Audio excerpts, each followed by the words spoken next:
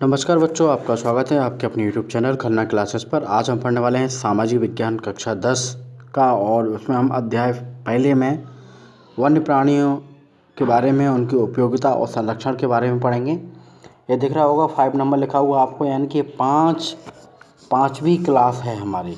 कौन सी क्लास है? ये 5वीं क्लास है।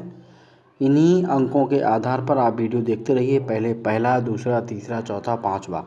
तो आज हमारा ये अध्याय 1 समाप्त हो जाएगा, और जो विकल्प के क्वेश्चंस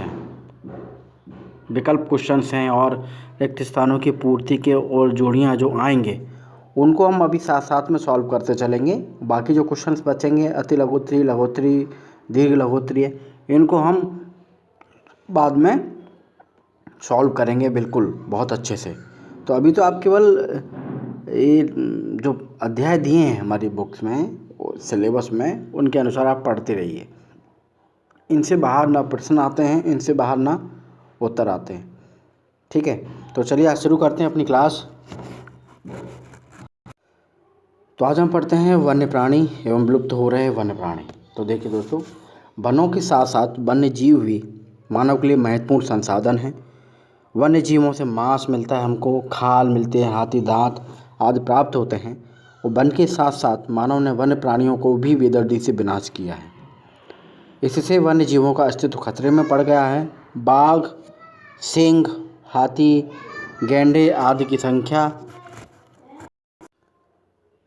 संख्या में निरंतर कमी आ रही है। आने वाले कुछ ही वर्षों में वन्य प्राणियों की कुछ प्रजातियां पूर्णतः लुप्त हो जाने का भय है।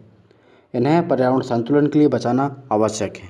देखिए, वन्य प्राणियों के जो विनाश है, उनके उत्तरदायी कारण क्या है?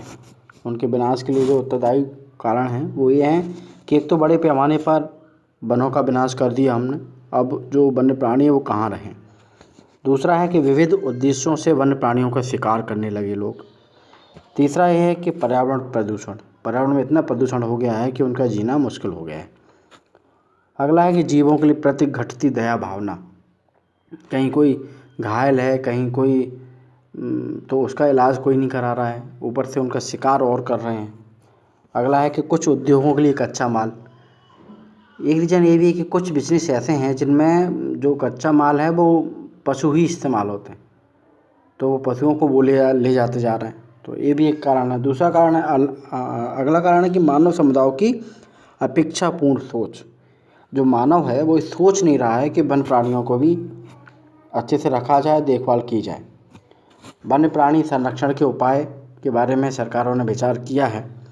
तो वन्य प्राणियों को विनाश से बचाने के लिए निम्नलिखित प्रयास किए जा सकते हैं। पहला है कि वन्य जीवों के प्राकृतिक आवासों को बिना नुकसान पहुंचाएं प्रबंधन इत्यादि कार्य करना। अगला है कि वन्य जीवों के शिकार पर पूर्णतः प्रतिबंध लगाना। नेक्स्ट है कि वन्य क्षेत्रों में जैवमंडल रिजर्व की स्थापना करना। अगला है लुप्त हो रहे जीवों का पुनर्विस्थापन के लिए राष्ट्रीय पार्क अभ्यारण्य की स्थापना करना। मीन्स जो जीव जंतु लुप्त हो रहे हैं, बहुत कम है, उनके लिए राष्ट्रीय पार्क बनाइए, वहाँ पर उनको रखा जाए, अभ्यारण्य बनाइए, उनको वहाँ रखा जाए। अगला है कि वन्य जीवों के प्रति लोगों के रवैये में परिवर्तन हेतु शिक्षा और जागरूकता का विकास करना। यही शिक्षा और जागरूकता के लिए ये अध्याय आपको पढ़ाया जा रहा है कि आप पढ़ के भविष्य में जब आप समाज में रहेंगे तो कहीं भी इनकी रक्षा करें, नुकसान ना पहुंचाएं। अगला है कि वन्य जीव प्रबंधन की योजनाओं को ईमानदारी से लागू करना। जो नियम बनाए गए हैं वन्य जीवों के लिए, उनको ईमानदारी से पालन करना चाहिए। अब देखिए, राष्ट्रीय उद्यान और अभ्यारण्य जो बनाने की बात की गई थी, जो विलुप्त प्राणी हो रहे हैं उनके लिए कहाँ कहाँ अभ्यारण्य राष्ट्रीय उद्यान बनाए गए हैं, किस राज्य क्षेत्र में बने हैं, और वहाँ कौन कौन रखा जा रहा है, ये सब इस टेबल में है। हम देखते हैं। देखो, पहला देखते हैं मानस वन्य जीव अभ्यारण्य। इसका नाम क्या है? मानस वन्य जीव अभ्यारण्य। मानस बना है असम में। मानस कहाँ बना है? असम के बरपेटा में। इसमें कौन कौन रखा जा रहा है? हाथी, गैंडा, जंगली भैंसा, गौर, बौना, सुअर, गोल्डन लंगूर, सिबट बिल्ली, बाघ, तेंदुआ, रीछ, घड़ियाल, अजगर, बड़ी गिलहरी, इन सबको यहाँ पे असम में मानस वन्य जीव अभ्यारण्य में रखा जा रहा है। अगली बात करते हैं तो एक काजीरंगा राष्ट्रीय उद्यान है, ये असम के जौहरट में है। यहाँ पे एक सींग वाले भारतीय गैंडे का आश्रय स्थल है। यहाँ केवल एक सींग वाला भारतीय गैंडे को रखा जाता है। अगला है द्रगंधरा अभयारण्य, ये गुजरात में है। यहाँ पे जंगली गधों की लुप्त प्रजाति घुड़खर को रखा जाता है। अगला है कैबुल लामजाओ राष्ट्रीय उद्यान, मणिपुर में है। यहाँ भौं जैसी सींगों वाला हिरन जल पक्षी रखा जाता है। गिर राष्ट्रीय उद्यान गुजरात, इसका काफ़ी नाम सुना होगा। यहाँ एशियाई सिंह रखे जाते हैं। मरु अभयारण्य राजस्थान, जैसलमेर बाड़मेर में है। यहाँ गोंडवान काला मृग चिंगारा रखा जाता है। अगला है कंचनजंगा नेशनल पार्क, यह सिक्किम में है। यहाँ लाल पांडा, हिम तेंदुआ, बादली तेंदुआ, थार कस्तूरी मृग, भरल, थालिम, धूरल, सीरो, जंगली गधे इत्यादि। अगला है वेदांतथंगल जल पक्षी अभयारण्य, तमिलनाडु में है। यहाँ विविध जल पक्षी रखे जाते हैं। अगला देखते हैं सिमलीपाल राष्ट्रीय उद्यान है, उड़ीसा मयूरभंज में। बाघ, गौर, चीतल, तेंदुआ, मूषक हिरण, उड़ने वाली गिलहरी, मगरमच्छ। अगला है भीतरकनिका वन्य जीव अभयारण्य, उड़ीसा बालेश्वर में है। यहाँ खारे पानी का मगरमच्छ, मॉनिटर छिपकलियाँ, तेंदुआ, मछली मार बिल्ली, जल पक्षी, रिटेल, समुद्री कछुआ ये रखे जाते हैं। अगला है दच्चीगाम राष्ट्रीय उद्यान है, जम्मू कश्मीर श्रीनगर में है। यहाँ तेंदुआ, काला भालू, भूरा भालू, सेराब, कस्तूरी मृग, हांगुल इनको रखा जाता है। अगला देखते हैं हम दुधवा राष्ट्रीय उद्यान है, लखीमपुर खीरी में, उत्तर प्रदेश में है। बांग, तेंदुआ, मधुरीच, सांभर, दलदली हिरण, चीतल, जंगली मुर्गी, तीतर आदि को रखा जाता है। अगला है केवला देव घाना राष्ट्रीय उद्यान, राजस्थान भरतपुर में है। यहाँ साइबेरियाई सारस, पनकोवा, धनेश, दरबीमुख, बटेर, टिकारी, बगुला, सांभर, चीतल, काला मृग, सीवीड बिल्ली। अगला है Pin valley national park, Himachal Pradesh में है। यहाँ पे बर्फ़ का भेड़िया, जंगली बकरी, भूरी लोमड़ी, आइवैक्स, छोटा मारकोटा आदि। अगला है जिम कॉर्बेट, ये उत्तराखंड में है। पांडा, बाघ, हाथी वगैरह यहाँ रखे जाते हैं।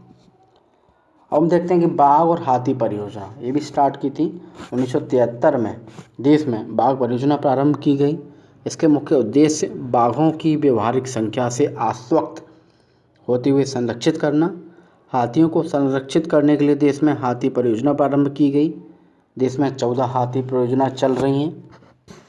जैवमंडल संरक्षित क्षेत्र, देश में पारिस्थितिक तंत्र के संरक्षण, आनुवंशिक विविधता को सुरक्षित करने के उद्देश्य से जैवमंडल संरक्षित क्षेत्रों की स्थापना की गई। वर्तमान में 14 जीवमंडल संरक्षित क्षेत्र स्थापित किए जा रहे हैं। अब हम पढ़ते हैं ये शॉर्ट टर्म, जो छोटी छोटी चीज़ें हैं, डेफिनेशन टाइप शब्दावली, उनको भी देख लेते हैं। ह्यूमस, पेड़ पौधों और जीव जंतुओं के सड़े गले अवशेषों को ह्यूमस कहते हैं। यह मृदा को उपजाऊ बनाता है और ऊपरी मृदा में पाया जाता है। मृदा परिच्छेदिका क्या है? मृदा के क्रमिक क्षैतिज परतों, विन्यास और उनकी स्थितियों को दिखलाने वाले ऊर्ध्वकाट को मृदा परिच्छेदिका कहते हैं। मृदा क्षय, मिट्टी की उर्वरता में कमी को मृदा क्षय कहते हैं। मृदा अपवर्तन, बहते हुए जल अथवा वायु द्वारा मृदा के आवरण का हटना, यानी कि हवा चलती है तो मिट्टी की ऊपरी परत हट जाती है या पानी अपने साथ बहा ले जाए, उसको मृदा अपवर्तन कहते हैं। मृदा संरक्षण, संरक्षण का मतलब होता है किसी चीज़ को रोकना, संभालना। तो मिट्टी के अपवर्तन या क्षय को रोकना ही मृदा का संरक्षण है। अपक्षरण, जिसमें मौसमी तत्वों के कारण धरातल पर होने वाली चट्टानों की टूट फूट को अपक्षरण कहा जाता है। अब बात करते हैं भूपृष्ठीय, धरातल या भूपटल पर पाए जाने वाला जल। बदिकाएँ, मिट्टी अपवर्तन के क्षेत्रों में मिट्टी की मेड़ बनना बदिकाएँ कहलाती हैं। जैसे हवा ने मिट्टी को उड़ा के ले गई और एक जगह इकट्ठा करती रही तो मेड़ जैसी बन जाती ना, उसको कहते हैं बदिकाएँ। प्रवेश से चट्टानें, ऐसी चट्टानें जिनमें भूपृष्ठीय जल प्रवेश कर जाए। अप्रवेश से चट्टानें, ऐसी चट्टानें जिनमें भूपृष्ठीय जल प्रवेश ना कर पाए। जल संभर क्षेत्र, जल से भरे रहने वाला क्षेत्र। चलिए अब आ गए हैं सही विकल्पी क्वेश्चंस कुछ दिए हुए हैं तो उनको देख लेते हैं। पहला है कि कौन सा कारक मृदा के निर्माण में सहयोगी नहीं है? 4 ऑप्शन दिए हैं, वायु और जल, ये तो चाहिए। सड़े गले पेड़ पौधे जीव जंतु, ये भी चाहिए, इनसे खाद बनता है। सेल और तापमान, ये भी चाहिए। पानी का इकट्ठा होना, ये ज़रूरी नहीं है। जब पानी इकट्ठा रहेगा तो दलदल बन जाएगा, मृदा नहीं बनेगी। तो इसका आंसर सही है 4th नंबर का। अगला है कि आंध्र प्रदेश और उड़ीसा के डेल्टा क्षेत्रों तथा गंगा के मैदानों में सामान्यतः कौन सी मिट्टी पाई जाती है। तो ऑप्शन दिया लाल मिट्टी, जलोढ़ मिट्टी, काली मिट्टी, लैटराइट मिट्टी। तो जो डेल्टा के क्षेत्र हैं वो गंगा के मैदानों में सामान्यतः जलोढ़ मिट्टी पाई जाती है। कौन सी? जलोढ़, क्योंकि ये गंगा के मैदानों में है ना, तो जो जल के साथ आ रही जलोढ़ मिट्टी पाई जाती है। अगला प्रश्न है कि मृदा संरक्षण के लिए समोच्च रेखाबद्ध बंध बनाने की विधि प्राय किस क्षेत्र के उपयोग में लाई जाती है। तो पहला ऑप्शन है डेल्टा प्रदेश, दूसरा ऑप्शन है पठारी प्रदेश, तीसरा ऑप्शन है पहाड़ी प्रदेश, चौथा ऑप्शन है मैदानी क्षेत्र। तो बच्चों इसका आंसर है डेल्टा प्रदेश। ठीक है, कौन सा? डेल्टा प्रदेश है। अगला प्रश्न है कि मानव सर्वाधिक उपयोग करता है भौमजल, पृष्ठीय जल, महासागरीय जल है वायुमंडलीय जल। देखो वायुमंडलीय जल को यूज़ करता नहीं है, महासागरीय जल को भी यूज़ करता नहीं है। ठीक है, तो सबसे ज़्यादा, और भौमजल को भी नहीं कर पाती, ज़मीन के अंदर चला जाता है। सबसे ज़्यादा यूज करता है मनुष्य पृष्ठीय जल को। ठीक है, तो इसका आंसर क्या था? देखिए इसका आंसर था पानी का खट्टा होना, इसका आंसर था जलोढ़ मिट्टी, इसका आंसर था डेल्टा प्रदेश, इसका आंसर था पृष्ठीय जल। और अगला देखते हैं, अगला है कि केवलादेव घाना पक्षी विहार स्थित है। केवलादेव घाना, तो देखो ये घाना राजस्थान में है। ठीक है, अब देखिए ये हम देख लेते हैं रिक्त स्थान और सही जोड़ी देखेंगे, प्रश्न उत्तर बाद में कभी डिटेल में पढ़ेंगे। अभी आप अध्याय पढ़ते रहिए, अध्याय से ही सारे प्रश्न आते हैं। पहला है संयुक्त वन प्रबंधन व्यवस्था में किसका महत्वपूर्ण स्थान है। तो संयुक्त वन प्रबंधन व्यवस्था में वन सुरक्षा समितियों का, किसका? वन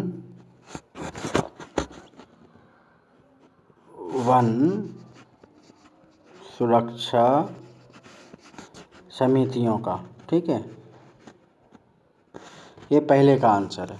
ठीक है, दूसरा देखते हैं सामाजिक वानिकी योजना को किससे वित्तीय सहायता प्राप्त हो रही है। तो जो सामाजिक वानिकी योजना है उसको विश्व बैंक कहाँ से मिल रही है हमको?